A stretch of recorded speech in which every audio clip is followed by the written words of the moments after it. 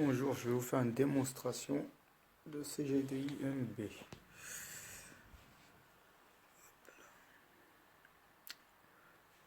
Bon, je vais essayer de vous prendre au plus proche. Hop là, je vais vous faire voir, je vais vous faire un peu une petite démonstration.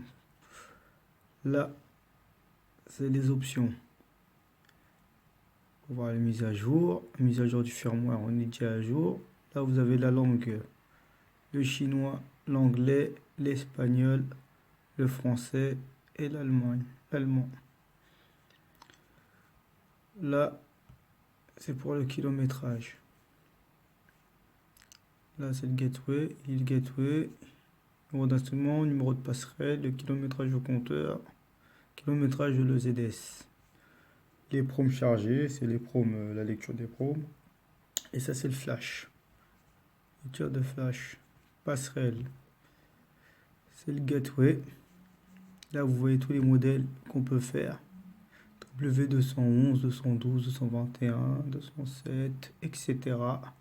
Pour lire les proms, il suffit de se brancher, cliquer sur lire, enregistrer toujours le fichier, écrire, et puis charger. EPROM flash. Ça, là, lecture W204 et 207 et SLR R171. Toujours pareil, lire, écrire, charger, enregistrer, toujours enregistrer la lecture. Schématique, ça c'est intéressant. Là, c'est tout ce qui est EZS. Vous avez les schémas W164, W164 avec le gateway. C'est pour lire sur table. Là, W164, vous avez le ZS qui est ici avec l'adaptateur. Ça, c'est lecture pour lire plus rapidement avec cet adaptateur là. Voilà, vous avez les désignations, vous avez tout décrit dessus. Vous voyez bien. Je le remets à sa place. Voilà. Vous avez tous les modèles que vous pouvez faire. 169. Ah, c'est toujours lecture en pin-out, on dit. Lecture en branchant des fils sur le ZS. Voilà. Vous avez les écus. Quand on dit écu, c'est le calculateur. Voilà, écu, calculateur. Tout est ici, vous voyez. SR3, c'est ce qui est écrit dans le calculateur. Vous avez une petite étiquette, il y a écrit SR3, SR4. Pareil, vous avez les branchements. Quelques fils à souder très rapidement. Très rapidement. Il n'y a rien de compliqué. Le logiciel est facile à utiliser. Celui qui ne sait pas, il y a un support, il peut demander conseil. Il aura toujours une réponse. Comparé à certains autres vendeurs qui vendent des logiciels et puis qui font pas attention à leurs clients. Bon, la boutique en ligne, vous devez connaître aussi. Je passe l'étape de la boutique en ligne. Là, je vais vous faire voir les points. Là, c'est le nombre de jours restants. Là, c'est le nombre de jours restants. Là, c'est le nombre de calculs fichiers générés. Et là, c'est le nombre de calculs de mots de passe restants pour la journée. Donc là, c'est bon. On va fermer cette page-là. Voilà, on a fermé cette page-là.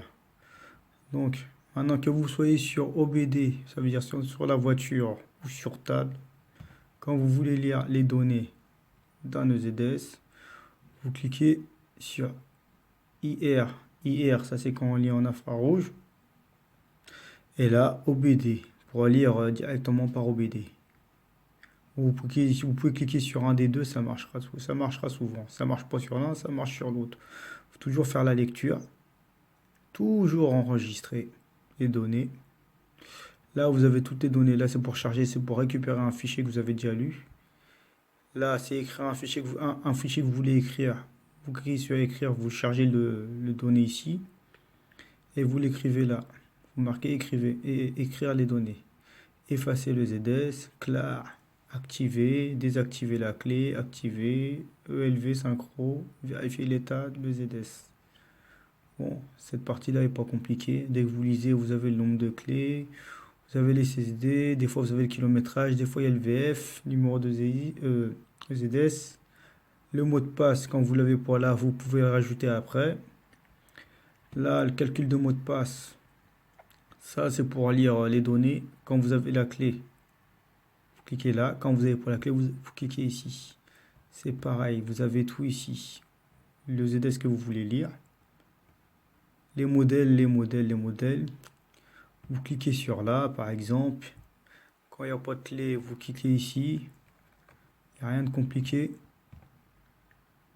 Et vous marquez collecter, collecter les données, tout simplement. On va passer à la lecture, enfin, à la présentation de la lecture des clés. Pour reconnaître la clé et savoir ce que c'est, vous cliquez sur infrarouge quand on lit la clé directement. Si on lit la clé directement sur cet adaptateur, on met la clé là-dedans directement. C'est IR, toujours. Bon, on revient ici. On fait la lecture. On fait la lecture là, on lit. Là, ça va mettre une erreur vu que j'ai pas branché le 12 volts et puis j'ai pas mis de clé dessus. Donc l'erreur, ça va être normal. Voilà. Bah, il nous le dit en plus. Voilà, on lit la clé. Ça va nous donner le SSD. Des fois, c'est disponible ça aussi. Combien de fois utiliser, mais c'est pas tout le temps qu'ils le disent. L'état, position de clé, si c'est la 1, la 2, la 3. Voilà, vous avez tous les trucs. Là, lire la clé. Lire le mot de passe. Là, vous pouvez réinitialiser, ça veut dire vous pouvez mettre vierge. À l'état 9, une clé BE. Voilà, cette partie-là, c'est bon. La partie générer des clés. Une fois qu'on a chargé le ZS, on a lu le ZS par OBD ou même avec CG Pro 9S12, toujours en pin-out, en soudant des fils dessus. Bah, vous chargez le fichier. Vous allez là sur charger le fichier. Il va vous donner le SSD et puis le VF. Vous mettez générer les clés. Il va vous générer les clés, il va vous prendre un nombre de points ici.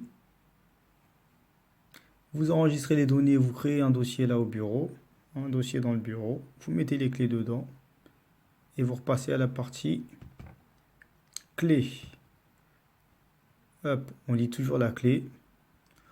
On ouvre le fichier auquel donne de la clé, il y a marqué clé numéro 1, ça dépend le modèle que vous voulez, si c'est démarrage avec main libre sans mettre la clé dedans.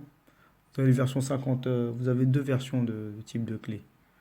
Vous en prenez un, vous en prenez un, vous écrivez la clé, et c'est réglé, la clé est active. Oubliez pas surtout quand on prend le fichier de la clé, on le met dedans, on programme la clé et on clique sur activer. N'oubliez pas ça.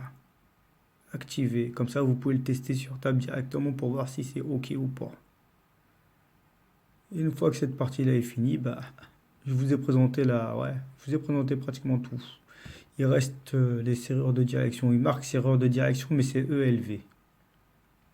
C'est sur la colonne de direction. Là, on a le type de modèle. 204, 207.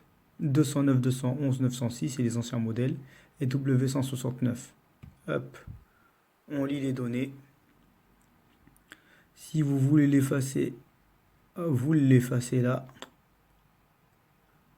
Vous pouvez vérifier l'ELV s'il est endommagé ou s'il est bien. Réparation de l'ELV, vous avez des émulateurs qui existent, que CGDI vendent. Ils sont top. Donc voilà, on a fait le tour Je pense n'avoir rien oublié. Je sais pas si je vous ai parlé de la mise à jour. Quand il y a une mise à jour à faire, vous cliquez sur mise à jour du firmware. Là, il me dit bien que le firmware est bien. Le firmware et la dernière version. Donc mon logiciel est bien à jour. Donc je vous remercie, je vous souhaite une bonne soirée. Au revoir.